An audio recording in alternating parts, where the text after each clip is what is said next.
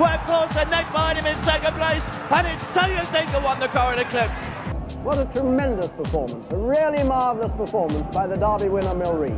Running up towards the line, Alamanamo it is, at the most, Alamanamo wins the Eclipse stage. Opera House is going to lift the Coral Eclipse.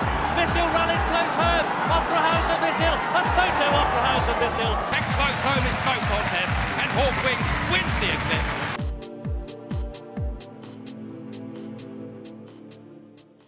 When asked to look back at an Eclipse memory, I frightened myself when I realised it was a full 24 years since Mtoto completed back-to-back successes in the race. In '87, he'd beaten that year's Derby winner Reference Point in a magical finish.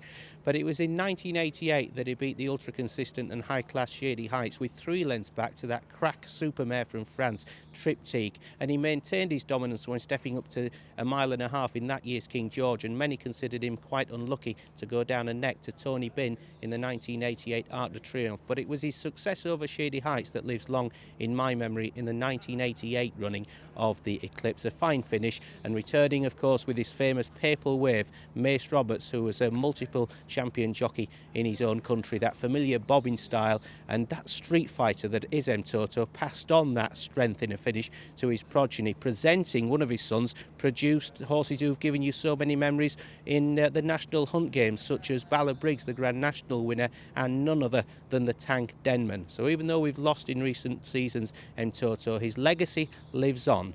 Enjoy the 1988 running of the Eclipse. They're in line for home in the Coral Eclipse, and Galitzin and the horse with the noseband, Shady Heights, the grey Indian Skimmer. Then behind these, Tay Wharf, then Broken Hearted, being hemmed in at this stage by Triptyque. Toto, the favourite, still last. Just over 2 to go, and Shady Heights goes on by our length now to Galitzin in second place. They pass the 2 furlong pole, Shady Heights, Galitzin. Then comes Indian Skimmer, Triptyque. Toto now launched on the wide outside. Broken Hearted looks the room, 1.5 furlongs to go. And here with a steady run on the wide outside comes Toto, the favourite to come and take the Coral Eclipse. Shady Heights still has the edge. Toto coming with a great run. They race inside the final furlong, and Shady Heights keeping up together, and Shady Heights going on